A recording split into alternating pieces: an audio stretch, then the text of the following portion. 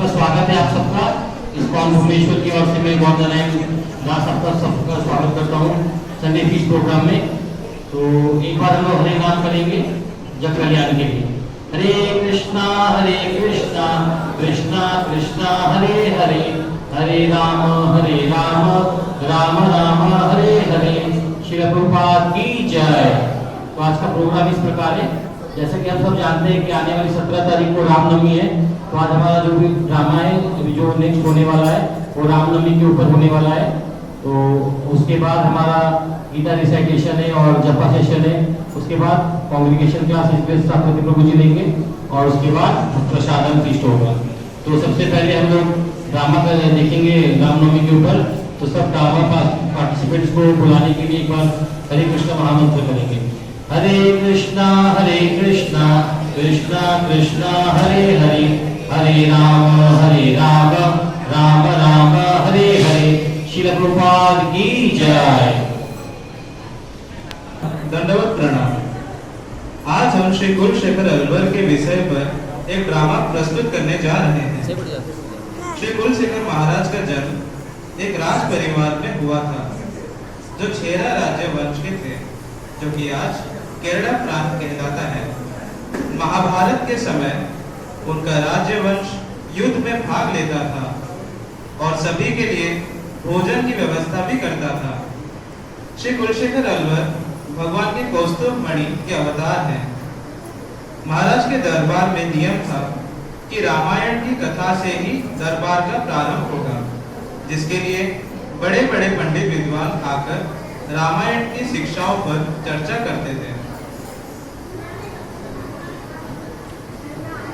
श्री कुलशेखर महाराज की जय। श्री कुलशेखर महाराज की जय। जय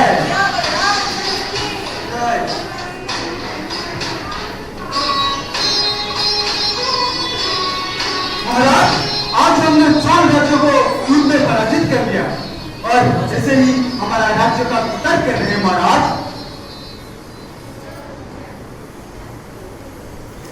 ठीक है मंत्री जी, लेकिन राज्य के विस्तार के सुख में इतना आनंद नहीं है जितना कि भगवान श्री हरि के गुणगान में है।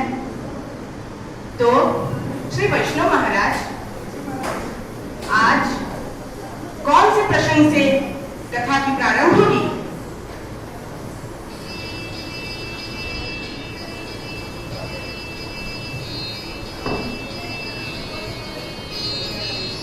महाराज, आज नासिक पंचवटी लीला पर चर्चा हो। तो जब श्री राम पंचवटी में थे, तो वो सूर्पनखा ने उनसे विवाह करने को चाहा, मगर श्री राम एक पतिव्रत थे, इसीलिए उन्होंने लक्ष्मण जी को विवाह करने कहा, मगर लक्ष्मण जी ने इनकार कर दिया। अब इनकार कर देने पर सूर्पनखा क्रोधित हो जाती है और क्रोधित होकर फिर सीता माता पे आक्रमण करती है। अब श्री राम माता सीता की रक्षा हेतु लक्ष्मण जी को बोलकर उनके नाक और कान दोनों कटवा देते हैं। जब खर और दूषण को इस बात का पता चला, तो वे 14,000 सैनिकों को उन पे आक्रमण करने भेज दिए और श्री राम उनसे अकेले युद्ध करने चले गए। महाराज, नहीं, ऐसा नहीं हो सकता। मेरे प्रभु श्री राम अकेले हैं। मैं ये कदाचित संभव होने नहीं दूंगा। वो अकेले 14,000 सैनिकों से युद्ध करेंगे। मंत्री जी, तत्क्षण सेनापति को आदेश दीजिए। हमें 14,000 सैनिकों के साथ पंचवटी प्रस्थान करना होगा, श्री राम की मदद करने के लिए। महाराज, कृपया आप शांत हो जाइए। कृपया आप शांत हो जाइए। हम अभी से ना तय करेंगे, लेकिन आप कृपया शांत हो जाइए। महाराज, वैष्णव महाराज, कुछ कीजिए। महाराज को शांत कीजिए। महाराज चिंतित मत होइए, बल्कि प्रभु श्री राम ने तो उन 14,000 सैनिकों को यूं मार डाला और वो खर और दूषण का पराजित करके वो वापस विजय लौटा है। जय रामचंद्र की जय। जय रामचंद्र की जय। ये तो अत्यंत खुशी की बात है। मेरे प्रभु श्री राम विजय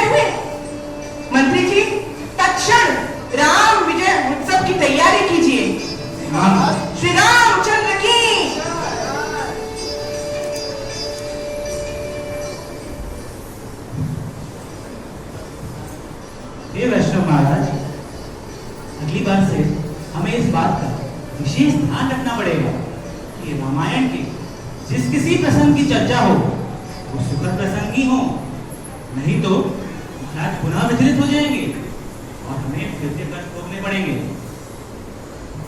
सियावर रामचंद्र की जय।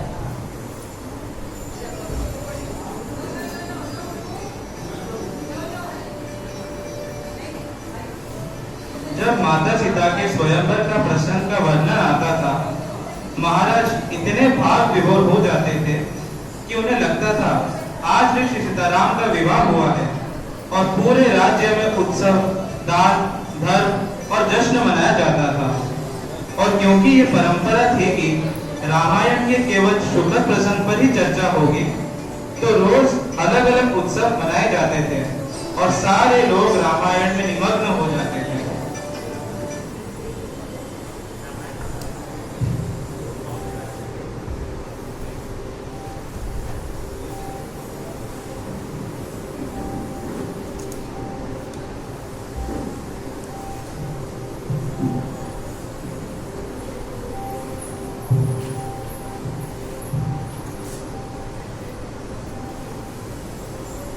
आप देख रहे हो मंत्री जी,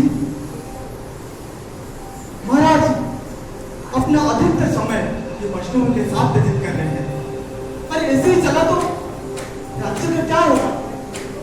और इससे भी विरोधियों की भी पता चल चुका है कि महाराज ऐसे ही भक्ति में लीन रहते हैं तो कभी भी हमला हो सकता है। तो हमें कुछ करना होगा मंत्री जी, हमें कुछ करना होगा।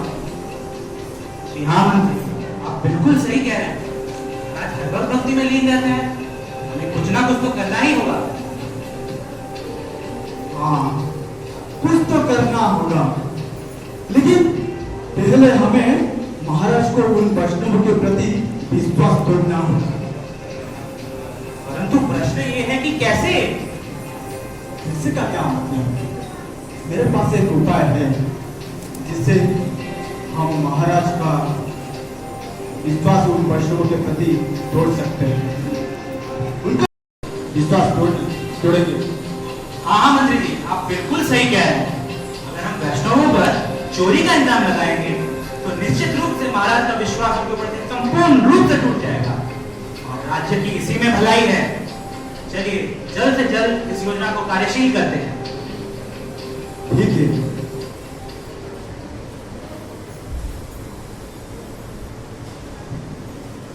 श्री राम नवमी के दिन विग्रहों के अभिषेक के समय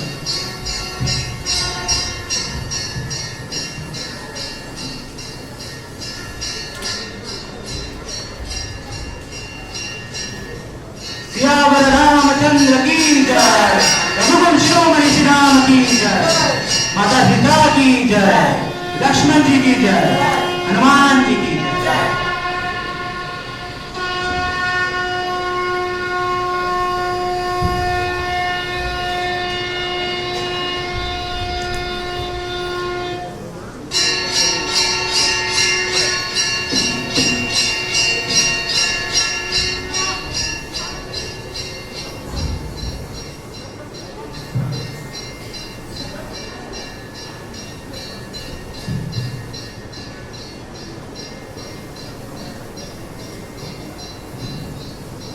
अरे मंत्री जी, मैं ये क्या देख रहा हूँ?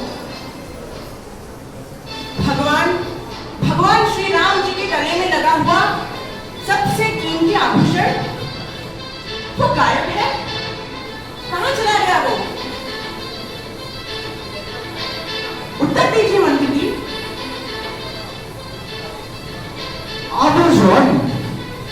आभूषण के बारे में तो मुझे कुछ पता नहीं। मुझे तो लगता है कोई वो आभूषण को चुराया। ये तो आभूषण कहाँ जाएगा? अरे आप ये कैसी बात कर रहे हो? किसका ऐसा दुस्साहस होगा कि स्वयं भगवान के गले से आभूषण चुरा ले? छोटा मुंह बड़ी बात महाराज, पर वास्तविकता तो यही है कि मंदिर के अंदर आपके और वैष्णव के अलावा किसी का भी प्रवेश वर्जित है। तो शायद क्या कहना चाहते हो आप मंत्री जी? हाँ महाराज, आप जैसा समझ रहे हैं वो एकदम ठीक है। मुझे तो लगता है वैष्णवों ने ही नामुमकिन नहीं। किया है। आप ये सर्वदा अनुचित कह रहे हैं। भगवान के भक्त वैष्णव ऐसा घिनौना अपराध कभी नहीं कर सकते। आप ये असंभव बात कह रहे हैं। वैष्णव भक्त ऐसा कभी भी नहीं कर सकते। और अगर आप सबको ये लगता है कि ये वैष्णवों की गलती है तो ठीक है, मैं भी इस बात को आज ये प्रमाणित कर दूंगा कि सारे वैष्णव भक्त निर्दोष हैं। मंत्री जी, कृपया करके एक मिट्टी का मटका लेके आइए और उस मटके में एक सर्प होना चाहिए।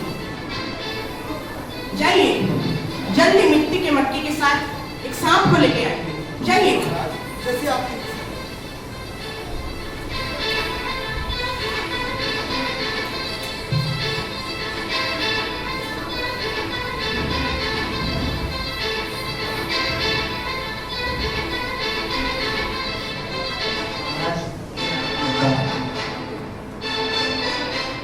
उत्तम। अब मैं भगवान श्रीमन नारायण जी के नाम के ऊपर ये शपथ लेता हूं कि अगर कोई भी वैष्णव भक्त दोषी निकला तो मेरे इस मटके में हाथ घुसाने मात्र से ही ये सांप मुझे काट लेगा और उसके दंशन से मेरी मृत्यु होगी। क्योंकि अगर मैं जीवन में जिनको सबसे ज्यादा विश्वास करता हूं वही लोग अगर मुझे धोखा दें तो मेरे जीवन का और कोई भी लक्ष्य बाकी नहीं रह जाएगा। और अगर ये सर्प मुझे दंशन नहीं करता है तो ये सदा सर्वदा के लिए सिद्ध हो जाएगा कि सारे वैष्णव शुद्ध तथा निर्दोष हैं।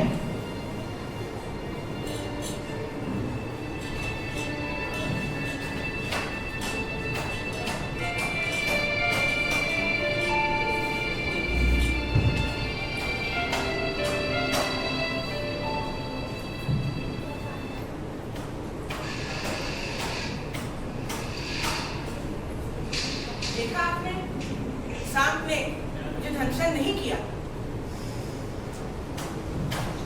महाराज, हमें ऐसा नहीं करना था महाराज। महाराज, हमें ऐसा नहीं करना था। हम वैष्णव भक्त हैं महाराज। हमें क्षमा कर दीजिए। हमें क्षमा कर दीजिए महाराज। हमें क्षमा कर दीजिए। हमें ऐसा नहीं करना था महाराज। आप ज्यादातर समय उन वैष्णवों के साथ व्यतीत करते थे। हमें लगा कि ये राज्य के लिए उचित नहीं है, इसीलिए हमें इस साल चलाना पड़ा और यूं आभूषण तो हमने छुपाया है महाराज। हमें क्षमा कर दो महाराज। हमें क्षमा कर दो महाराज। हमें क्षमा कर दो। क्या आप ये कैसी बात कर रहे हैं मंत्री जी? क्या आपको कल्पना भी है कि आपने कितना बड़ा अपराध कर दिया है? आपने वैष्णवों के ऊपर झूठा अपराध लगाया है तथा आपने वैष्णव अपराध किया है। क्या आपको कल्पना भी है कि आपने सिर्फ राजा के प्रति नहीं, सिर्फ राज्य के प्रति नहीं, सिर्फ अपने प्रति नहीं, सिर्फ वैष्णवों के प्रति नहीं, सिर्फ प्रजा के प्रति नहीं, पर आपने पूरे विश्व के प्रति एक बृहत्तर अपराध किया है। अब तो मैं कोई नहीं होता हूं आपको क्षमा करने के लिए। स्वयं भगवान की भी ये क्षमता नहीं है कि वे आपको क्षमा करें। अगर अब आपको इस भूल की प्रायश्चित करनी है तो आपको सिर्फ और सिर्फ भगवान के उन भक्तों के चरण कमलों में माफी मांगनी होगी तथा आपको वैष्णवों के चरणों में गिरकर माफी मांगनी होगी। तभी जाके आपके अपराध का प्रायश्चित होगा। हम जरूर प्रायश्चित करेंगे महाराज। हम जरूर प्रायश्चित करेंगे। जाइए, तुरंत अपने अपराध का प्रायश्चित कीजिए। हे वैष्णव महाराज, हमें कृपा दर्शना करें। महाराज, आप तो करुणा के सागर हैं। और हम बड़े जीव हैं। मुझे अज्ञानवश अपराध हुआ है महाराज। हमें पता है इस भूल की कोई क्षमा नहीं, परंतु कृपया कर आप हम पर दया करें, हम पर करुणा करें महाराज। हमें क्षमा कर दीजिए महाराज, हमें क्षमा कर दीजिए। मंत्रीगण, क्या आपको पता है आपके अपराध के प्रायश्चित के लिए सिर्फ वैष्णवों से क्षमा मांगना ही पर्याप्त नहीं है। अगर आप अपने आप को अपराध से पूरी तरह शुद्ध बनाना चाहते हैं तो आपको अपना पूरा जीवन वैष्णव भक्तों के चरण कमलों की सेवा में व्यतीत करना होगा और आपके अपराध का यही एक पूरा प्रायश्चित होगा। जी हाँ महाराज, हम समस्त वैष्णव के चरणों की सेवा संपूर्ण जीवन में करते रहेंगे और संपूर्ण निष्ठा के साथ सेवा करेंगे महाराज।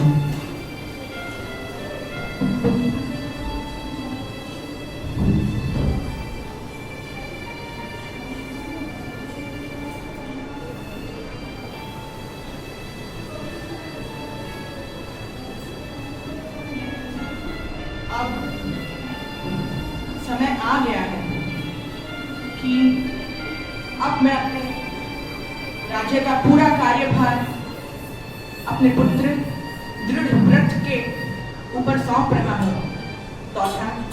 तत्पश्चात मैं अपना बाकी का जीवन भगवान श्री राम के चरण कमलों की सेवा में व्यतीत कर दूंगा। मैं तत्पश्चात श्रीरंगम गमन करूंगा और भगवान श्री रंगनाथ जी के चरण कमलों में श्री राम कथा कीर्तन तथा श्रवण करूंगा और अपना बाकी का जीवन भगवान श्री राम के दिव्य गुणगान में ही व्यतीत कर दूंगा और तत्पश्चात यही मेरे जीवन का दृढ़ सत्य बनेगा।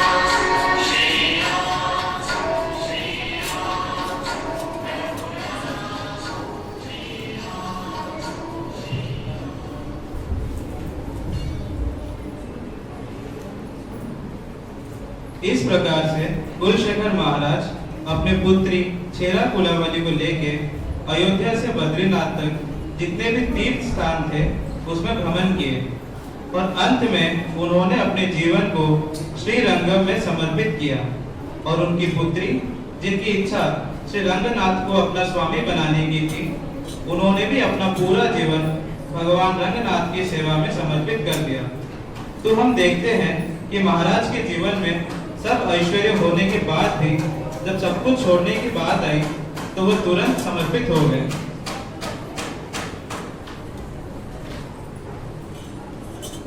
यह ड्रामा के किरदार है Devi Prasad Prabhu ji as Kulashekhar Maharaj, Pulkit Prabhu ji as Vaishnav Maharaj, Devashish Prabhu ji and Ayushman Prabhu ji as ministers, and me Abhishek as director, and director Pragya Mata ji and Malak माता। श्रील प्रभुपाद की जय। निताई गौर प्रेमानंद हरि।